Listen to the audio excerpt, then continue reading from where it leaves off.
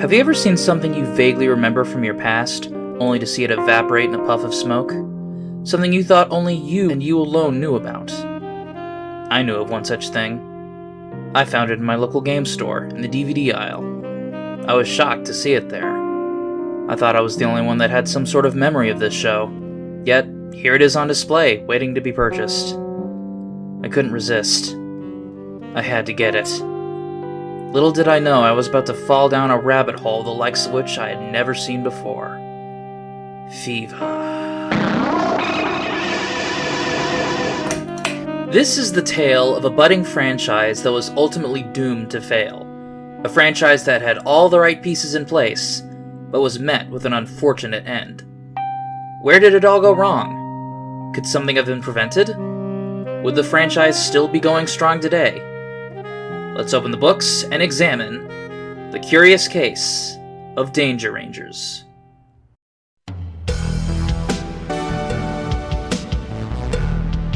In 1982, President Ronald Reagan and his wife Nancy Reagan would begin their crusade against drug use by minors. The Just Say No campaign would dominate most of the 80s and early 90s, and in its wake, a new wave of public awareness campaigns riding on Just Say No's coattails. Very special episodes popped up on almost every show on television, comics were forcing morals down your face, and Rex Ronan Experimental Surgeon exists and there's nothing you can do to make it not exist. As the 90s continued on, it was clear that one's well-being was one of the biggest priorities, and nowhere was that more prevalent than with a little show called Rescue 911.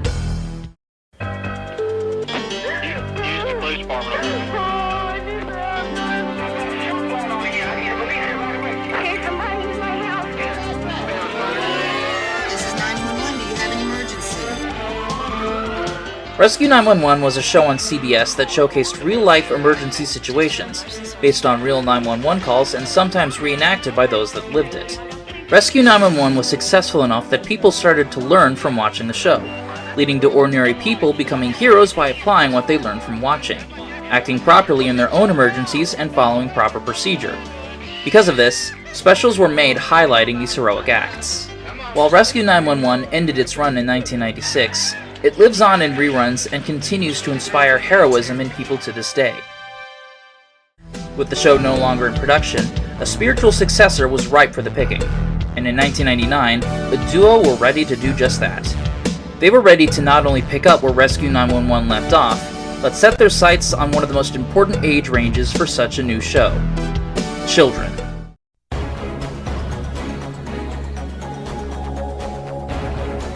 If there was one audience PSAs liked to target the most, it was children. And for good reason. As the old saying goes, teach them while they're young. You had Smokey Bear teaching about the dangers of forest fires, Winnie the Pooh and Sonic the Hedgehog explaining stranger danger, the Power Rangers teaching just about everything, and a whole slew of cartoons warning kids about the dangers of drug abuse and smoking. However, most of these examples were either specials, topics of a single episode, or end-of-show segments tacked on at the end to appease the FCC. Enter Michael D. Moore, no relation, and Walter Douglas Smith. In 1996, the two had founded a company called Educational Adventures, based in Charlotte, North Carolina, dedicated to teaching personal safety curriculums and self-defense classes to law enforcement and rape crisis centers.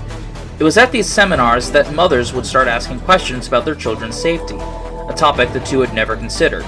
Intrigued, Moore and Smith began looking into the matter and made a startling discovery. The biggest threat to children's safety was unintentional injury, something that lacked proper media attention. They also learned that the few organizations that did address the situation struggled to keep kids engaged in the topic. It was then and there that Moore and Smith decided to tackle the issue head-on with something that would keep children interested enough in order to empower them to make better decisions to prevent injury. Their mission was clear: a disinterested child is an unsafe child. The initial decision was to produce a live-action direct-to-VHS video that taught kids self-defense. The person the two pitched this idea to, Christopher West, thought they could go beyond just a simple self-defense video. West thought anthropomorphic cartoon characters would get more attention from kids. This was the 90s after all. While this was all fine and dandy, it felt like a case of biting off more than one could chew. Moore and Smith knew next to nothing about animation. They were experts of self-defense, not animators. As such, it was West that ultimately helped fine-tune Warren Smith's initial pitch.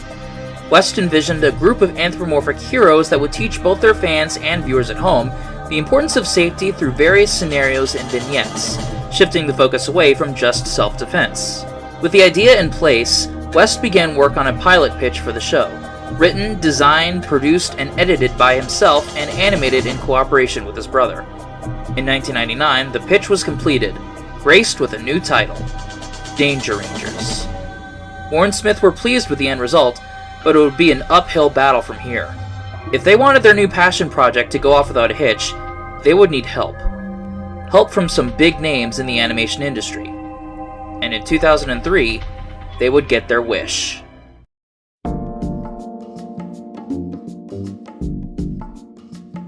One of the first people attracted to the pitch was one Ilya Agopian.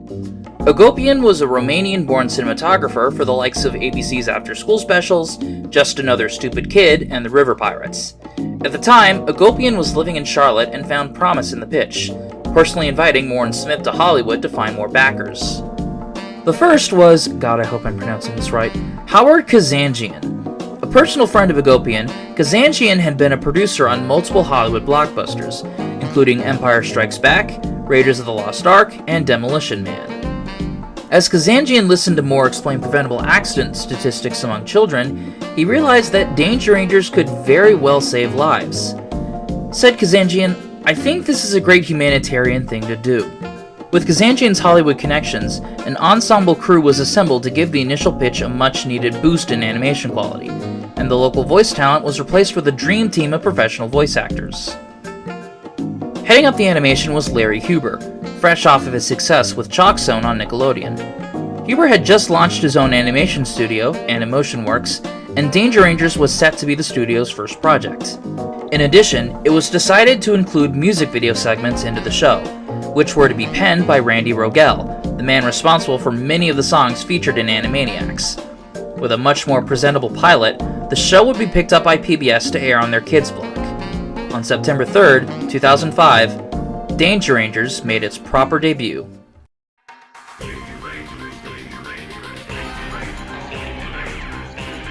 As the show opens, we're shown our titular heroes leaping into action, showing a highlight of what to expect from the show. The Rangers include Sully, a seal that acts as leader of the team with an ego on par with Jason David Frank, Kitty, the second in command that totally isn't furbait, Burble, a large polar bear recreationist that totally isn't gay furbait, Bert, the brains of the group who may or may not have been inspired by Bentley from Sly Cooper, Squeaky, a snark master mouse that isn't just Rob Paulson playing himself, Gabriella, a hummingbird that operates as mission control, Fallbot, a #relatable #2020 in a nutshell robot that just won't shut the f*** up about wanting to learn about safety, and Savo, the Rangers' somewhat dramatic supercomputer that alerts them of any safety disturbances. Together, they operate out of their base located inside Mount Rushmore, ready to save the day whenever they're needed. Episodes usually came in 3 flavors. Dumbass kids f*** shit up, necessitating the Rangers saving their asses. Supervillain does a thing that puts kids in serious risk, requiring the Rangers stopping them. And clip shows. Each episode includes at least 2 music videos themed to whatever safety topic said episode is discussing. At the end of each episode, a mini-segment plays that recaps the lessons learned from the events of that particular episode. Roll credits. Okay, now that we have the main gist of the show out of the way, can we talk about how messed up this show can get? Danger Rangers takes the concept of parental fears and just runs with it. Kids are just sitting on the couch watching this cute cartoon with colorful characters. Meanwhile, the parents are sitting there like, oh my god, this could happen to my kids. One episode actually opens up with a raccoon child en route to a hospital because he drank an entire bottle of grape cough syrup, unaware that it was medicinal. And this isn't even an isolated incident. The paramedic explicitly states that this is not the only time this has happened. Dispatch, this is Unit 7. We've got another accidental poisoning.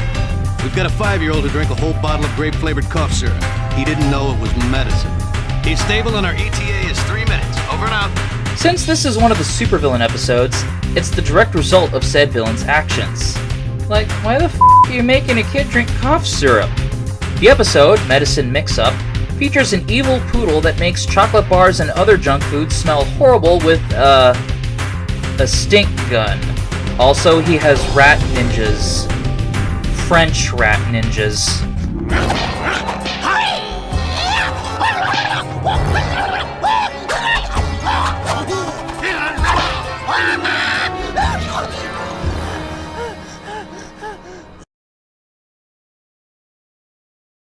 With most junk food smelling like complete ass, you'd expect kids to maybe, I don't know, go for something a bit healthier. An apple, perhaps? Granola bars? Literally any other food in the fridge or pantry? Nope! These kids immediately raid medicine cabinets and purses for anything shaped like candy and promptly get sick, or even worse, die. Over on the dumbass kids side, we have Fires and Liars, an episode about the dangers of false alarm 911 calls. Our dumbass kids in question abscond off with some fireworks and accidentally set them all off at once, which in turn sets a nearby apartment on fire.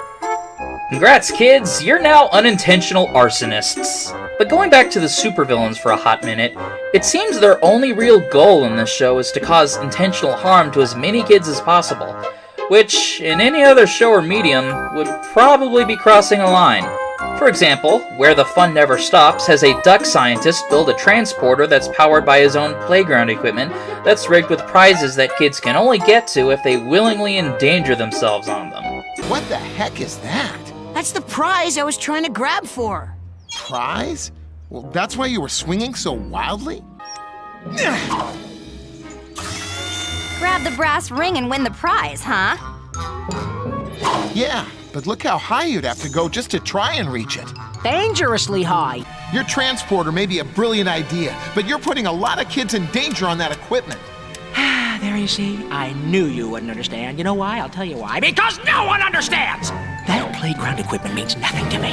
The kids mean nothing to me. And if a few of those little yard monsters have to scrape their knees on the way to the greatest achievement of my life, then I say scrape away, baby! What kind of plot point is this? Okay, this guy's quackers.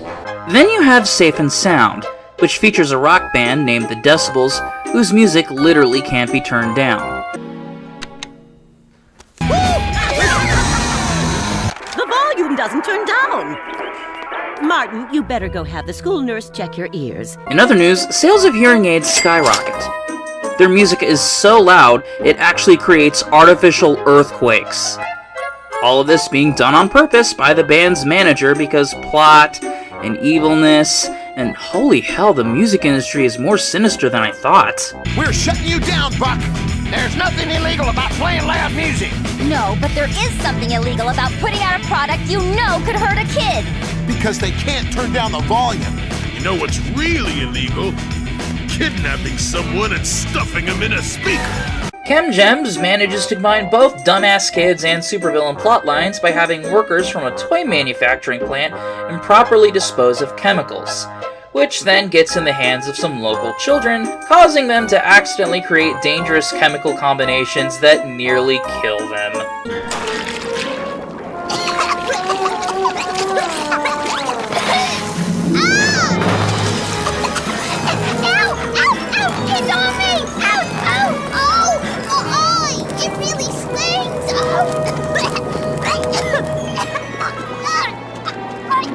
Friendly reminder that this aired on PBS Kids.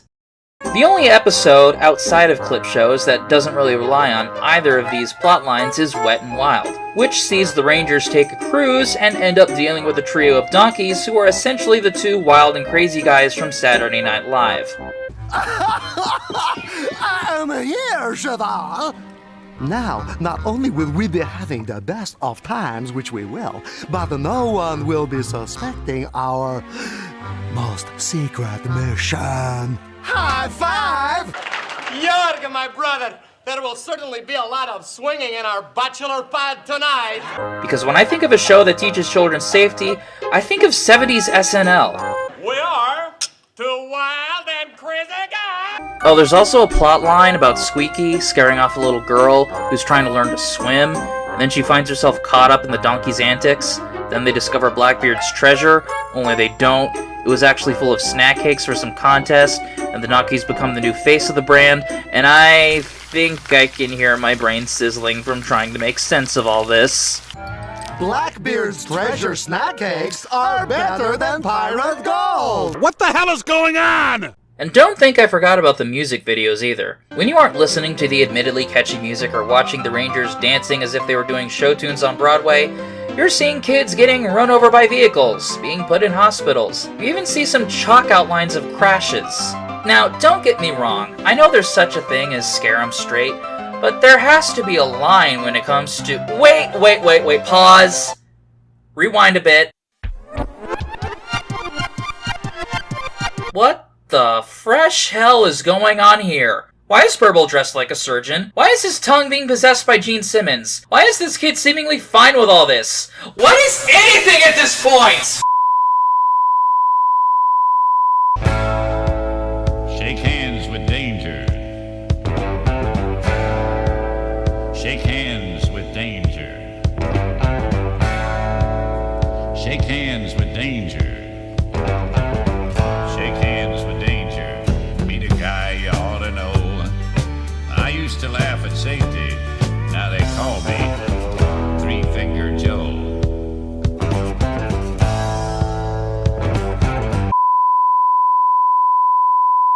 Now for all the snarking and ribbing I give this show, understand I'm doing it out of appreciation and not out of scorn. Danger Rangers, for all intents and purposes, is a one-of-a-kind cartoon. This even extended to the behind the scenes. Thanks to Gazanjian's connections, Moore and Smith had some real heavyweights working on the show. Harvard University psychiatrist Dr. Alvin Poussaint worked as a script consultant, giving them the credibility they needed to properly educate and inform. Series writer Sean Roche had written for shows like the original Ninja Turtles cartoon, Where on Earth is Carmen Sandiego, Fox's Peter Pan and the Pirates, and Yo Yogi. Even Larry Huber, who had already found success with Chalk Zone, had worked for Hanna-Barbera, Ruby Spears, and Frederator. He was also an animator for the likes of Hey Good Lookin', Coonskin, and, Once Upon a Girl. You know, that one animated porno made by Hanna-Barbera and Disney animators. Yeah, these two things are connected through this guy. You think the Danger Rangers would teach safe sex? Then we have the voice cast, which is nothing short of a who's who of voice actors. We have Greg Griffin as Kitty, Kevin Michael Richardson as Burble, Rob Paulson as Squeaky, making that yet another rodent he's voiced, Charlie Adler as Savo, Tazia Valenza as Gabriella, the Crypt Keeper himself, John Kassir as Fallbot, and even freaking Mark Hamill as Bert. The only outlier in this cast is Jerry Hauser as Sully. Now, Jerry Hauser is not a stranger to voice acting, but his credits are far from famous as his co-stars. He was the principal in As Told by Ginger. A dear friend, a respected teacher, Elaine Gordon has passed on today. I think she would have wanted you all to know that she loved her job. And she loved her students. Adult Bam Bam and a few Flintstones TV movies. That's it! As long as you are always there, my love will never need repair. Oh, boy. Thanks!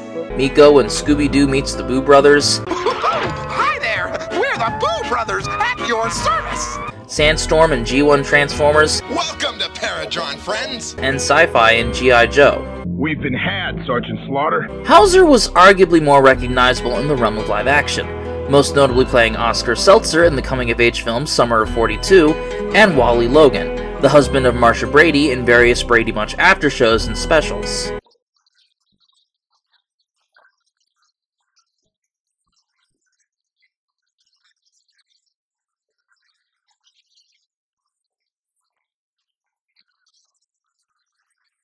He's also listed as a producer for this show in the credits, so how he ended up in that position, let alone voicing the leader of the team, is up in the air. Lastly, the music videos. No one could have done these songs better than Randy Rogel. Each song is a guaranteed earworm, and the accompanying music videos attached to them are just as energetic. You're riding on your razor, shooting like a laser, passing everybody inside. You're knocking people off the sidewalk, thinking it's a wide walk, swerving to the left and the right. You're at the lake, you're about to take a great big flying leap. Before you dive head first off a great big rock, make sure the water's deep. Hey, hey, hey, ho, ho, ho. If it's too loud, then you say no. Hey, hey, hey, no, no, no. If it's too loud, they got to go. Ho, ho, ho. Hey, hey, hey. Too much volume, walk away. Protect your head when you ride, cause it's got your brain inside. And your cranium's not titanium or concrete. The cast does a great job singing them, and I swear to God, by the end of it, you'll want a Kevin Michael Richardson solo album. But then again, do you expect anything less from the man who brought us Nations of the World?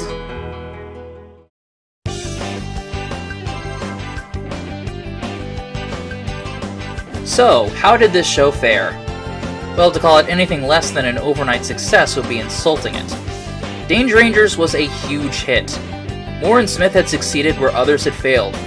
They got kids interested in safety in ways their contemporaries couldn't. They made it interesting. Through the usage of colorful characters, catchy songs, and interesting storylines, kids were more concerned for their well-being than ever before. Charlotte ophthalmologist Dr. Galen Grayson noted his daughter, only 3 years old at the time, shouting "danger alert" following a viewing of the show. As it turned out, Grayson had accidentally left shoes at the top of the stairs in their home, something that could have led to serious injury. Around the US, Danger Rangers was a ratings bonanza. The Los Angeles PBS station, KOCE-TV, saw the show come in third place when it came to the 2 to 11-year-old market. Co-founder of So Far Sounds and former Disney marketing executive Rafe Offer praised the show, saying, "Danger Rangers is a rare gem, a show that is hugely entertaining and will help change the world." Becky Perkins, a first grade teacher, noted, "My students were highly engaged and remembered a large amount of the safety rules. The characters and music were stimulating and educational. When the video finished, the students were upbeat and wanted to see more. The show even managed to reach South Korea of all places." Hey, Lost Media Wiki, this means there's probably a Korean dub of this show floating around somewhere. Let's find it. Chop chop. While the show was popular with the target audience, the positive reactions from parents, teachers, and television executives made it apparent that Danger Rangers was here to stay, ready to enjoy a long life on PBS Kids and continue to produce new content for years to come. But to quote a series of unfortunate events, that's not how the story goes.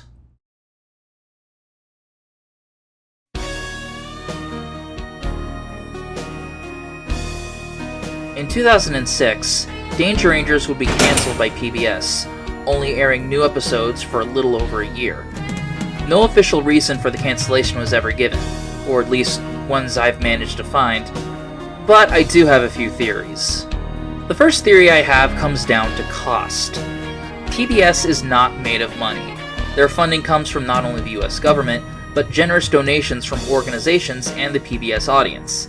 This is why every PBS program personally thanks the viewers for keeping them on the air. Danger Rangers, as popular as it was not produced in-house by PBS.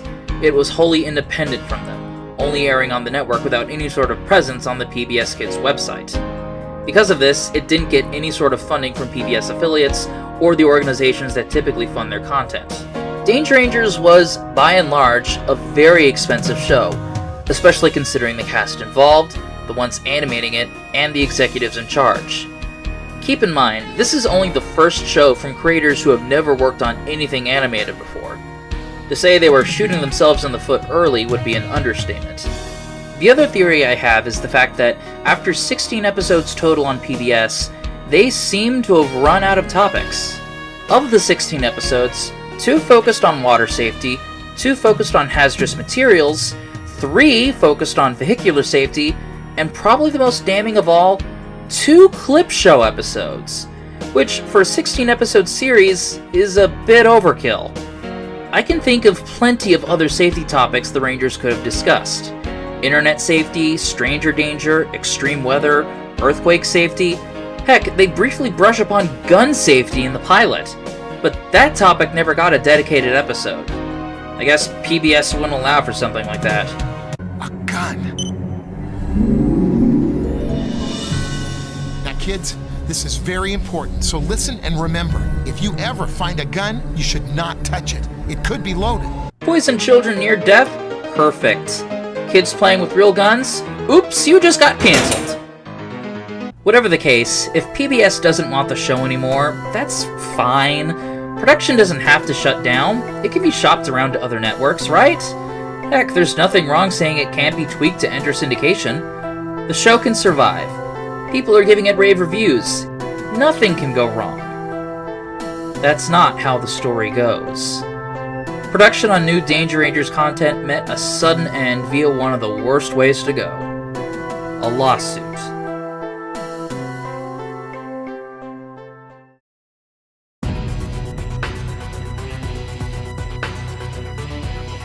Following Danger Rangers' cancellation, Educational Adventures was hemorrhaging money.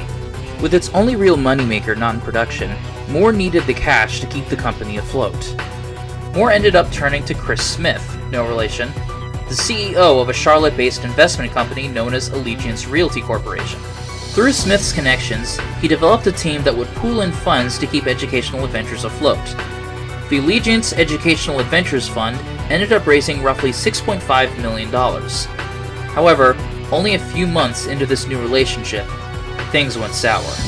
In May of 2007, Smith sued Moore and Educational Adventures on the grounds of mismanagement and fraud. In response, Moore countered, claiming Smith was being fraudulent himself. Moore also claimed that Smith was starving Educational Adventures of the fund itself in an attempt to claim ownership of the Danger Rangers brand. Senior Vice President of Educational Adventures, John Falconbury, stated, "We do believe it is without merit. We are going to file a countersuit against the Allegiance EA Fund." The battle between Educational Adventures and Allegiance Realty ended up going to court, with Judge Ben F. Tennille presiding over the case. In the end, Educational Adventures agreed to turn $6 million of that fund into debt. Unfortunately, Moore could not pay off the loan and ended up defaulting on it, which led to Educational Adventures being liquidated. By the summer of 2008, Chris Smith was the new owner of Danger Rangers. John Middleton, a shareholder for Educational Adventures, filed another claim against Allegiance, accusing them of snuffing out Moore before the Danger Rangers property could fully flourish. Middleton stated that Educational Adventures was valued at around $20 million in March of 2007, and there was potential for them to grow 5 times that amount. Moore agreed with Middleton and was ready to fight back. Said Moore, "I'm not hiring legal counsel. I'm just going in and telling my story." Ultimately, Moore, Middleton, and the remnants of Educational Adventures were financially unable to take Smith to court again and ended up settling out of court. That didn't stop Moore, however. Moore vowed he would raise money to buy Danger Rangers back. The show was still airing reruns in certain regions, and Educational Adventures still had production agreements in place prior to the liquidation. With enough funds, production on Danger Rangers could hypothetically resume. Moore stated, "I do something every day to try to advance the cause and to get this show back." Do I need to repeat that series of unfortunate events quote again?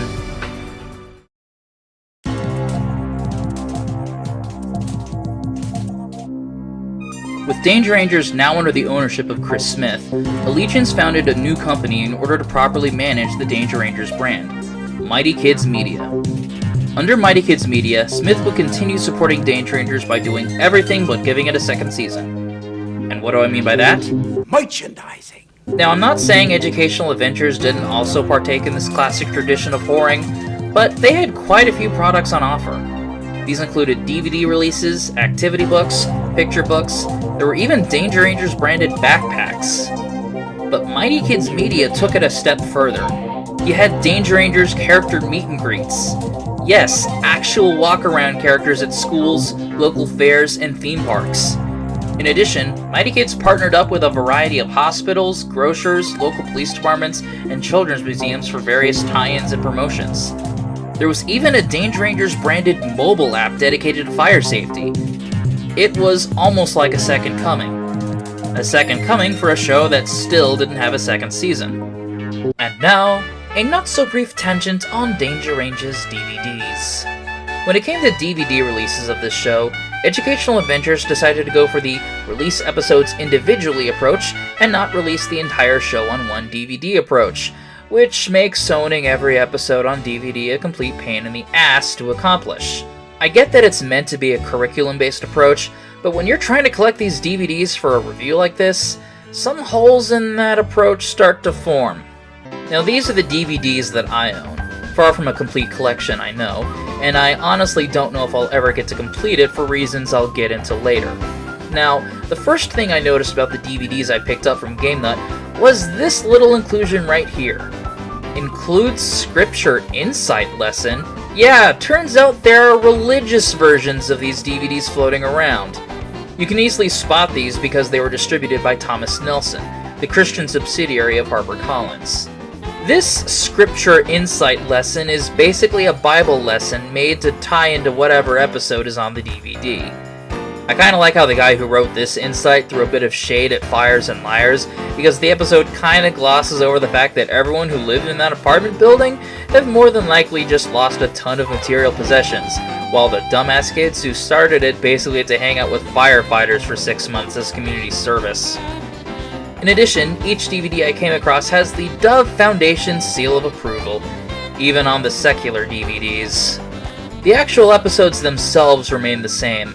There's no changes in dialogue to include Christian morals or the like. Unlike that other show on PBS Kids that did just that with their home media releases. Let me remind you that skywriting is a wonderful talent. Let me remind you that God has a special plan for us, Snuffy. I'm kinda glad they didn't do that.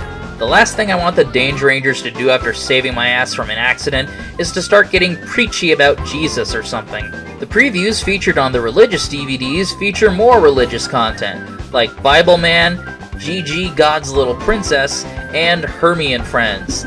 Compare this to the secular DVDs, which just have trailers for the other episodes. Also on these DVDs are DVD-ROM bonuses. These include printable coloring pages, bookmarks, character cutouts and Valentine's Day cards, free wallpapers and screensavers, and even a few games which feature some of the cast reprising their roles. Are you ready for a little game of safety signs? Just click on any 2 squares. Let's see how many times it takes.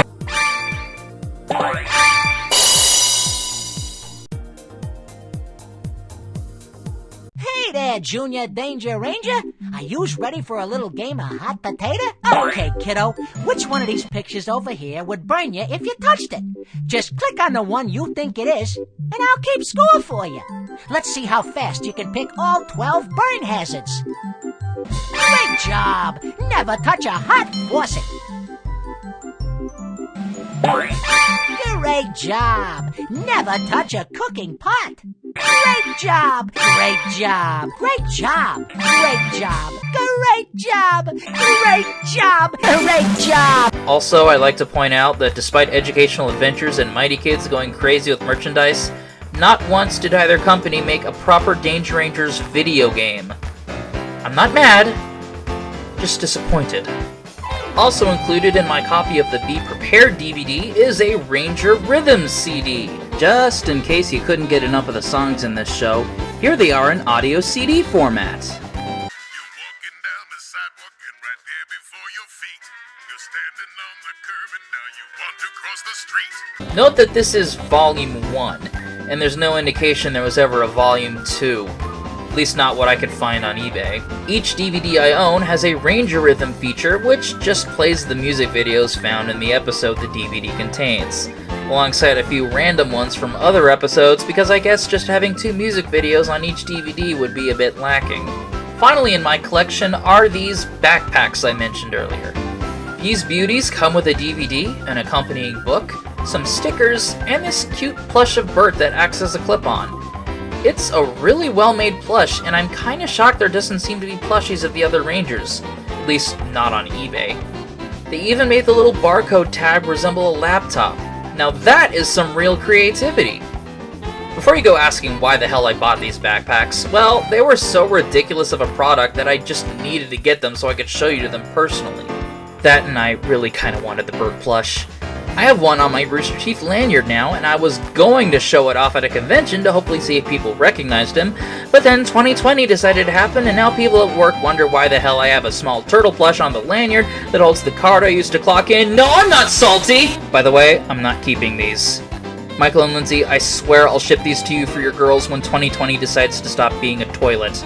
And when it comes to availability of these episodes on home media, most episodes did get DVD releases. I say most because 3 episodes seem to have no proper home release. Go Games and the 2 clip shows, Fallbot Forget-Me-Not and Kitty's Surprise Party. I can excuse the 2 clip show episodes because they don't really fit in with the whole curriculum approach, but Go Games seems a bit out of place. Either it exists and I just can't find it for sale online, or they simply forgot to give it a proper release. Well, it's a good thing Mighty Kids Media put the entire series up on YouTube in 480p and in the wrong aspect ratio. And hang on a second, what's with this time code at the bottom? That's not supposed to be there. Is this a production copy? Well, it's a good thing TV Shows 2 has the series in the proper aspect ratio and high quality to boot, and why did I need to buy these DVDs?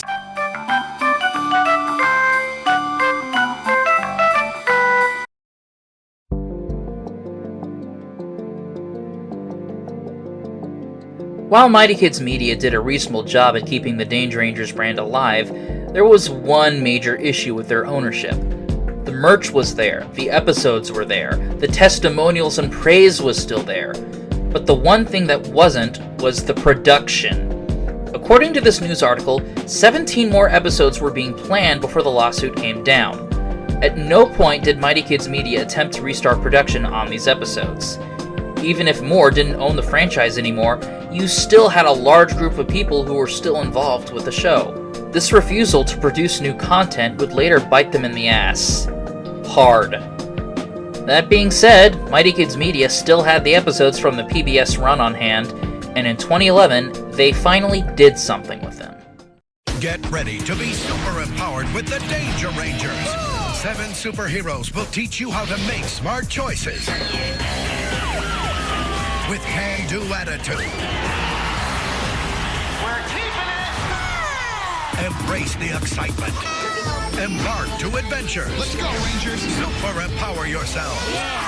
Danger Rangers, weekends only on CBS. 5 years after its cancellation, Danger Rangers finally returned to television, now running on CBS's Cookie Jar TV block. Outside of a new logo that happens to remove Moore and Smith's roles as co-creators from the opening credits, it was still the same old show. Nothing new would come out of this re-airing, and just a year later, Danger Rangers was taken off the schedule. Cookie Jar TV following suit a year later. The show would later find home on This TV's children's block, also run by Cookie Jar, but an exact time frame of the show's tenure on the block is unavailable. Considering the block ended in 2013, it likely went off the air just as quickly. Which leads us to the rest of the 2010s and the eventual stagnation of the Danger Rangers brand. The various social media accounts linked to both Mighty Kids and Danger Rangers suddenly went on autopilot, posting the occasional meme, recipe, and interaction with those that still actively follow them. And by those that still actively follow them, I mean no one.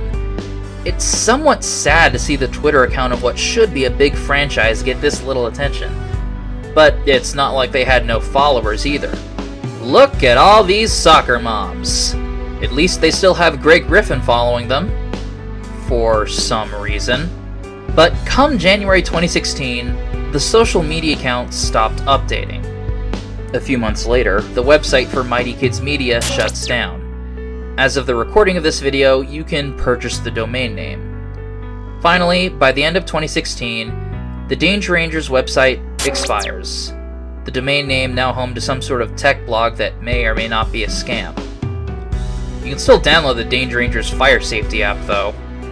And now, here we are in a new decade. The Danger Rangers franchise, as we know it, is dead. And Mike Moore has never been heard from since he claimed to be saving up to buy the franchise back. And if I'm to be completely honest here, I have no idea who currently owns the rights. Some assume it landed in the hands of Cookie Jar, now known as Wild Brain, when it aired on their children's blocks, but they simply just aired the show, like what happened with PBS. If Danger Rangers was still in the hands of Wild Brain, you'd bet they'd still be airing it somewhere. If The Wacky World of Tex Avery can be rerun, so can Danger Rangers. If Moore did manage to amass the funds to buy it back, then it was never made public. If I had to point fingers at someone, Chris Smith may still have ownership, but he isn't doing anything with it, and he seems to have no plans to for the foreseeable future. Which is a damn shame, because with what's going on right now, kids might need the Danger Rangers more than ever. These are scary times, and kids need someone they can look up to in times of crisis. When it comes to this event, we could use more junior Danger Rangers out there in the world.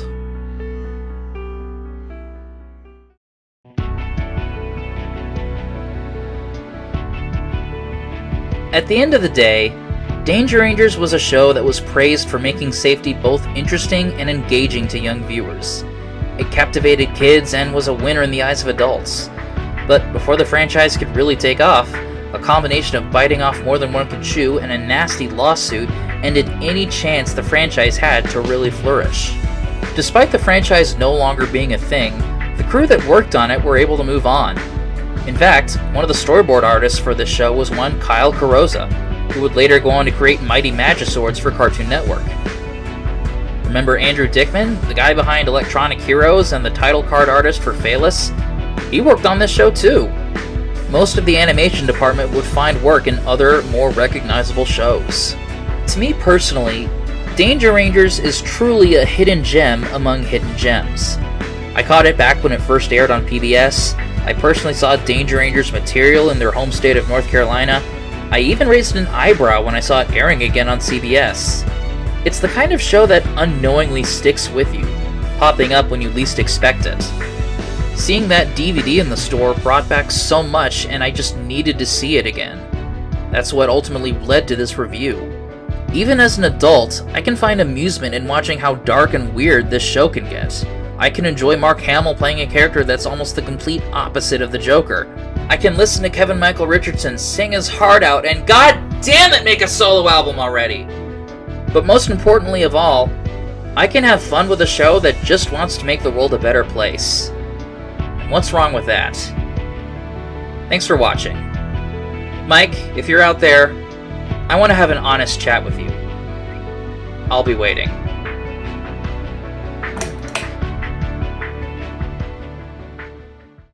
Stuff that can hurt you, there's really a lot, like the stove in the kitchen that really gets hot, and the handle attached to a boiling pot, and the curler's an iron your mother has got. Electrical shock from you touching a wire. There's playing with matches and starting a fire, and checking the air in your bicycle tire, and proper equipment and safety attire. Smoke detector, bike reflector, shin guard, face mask, eye protector. Think about adding a helmet and padding when riding your bike on the street every day. Medicine chests that are filled to the brink, detergent and chemicals under the sink, with poisonous fluids that children can drink. Put locks on the cabinets. What do you think? GokaiOrange!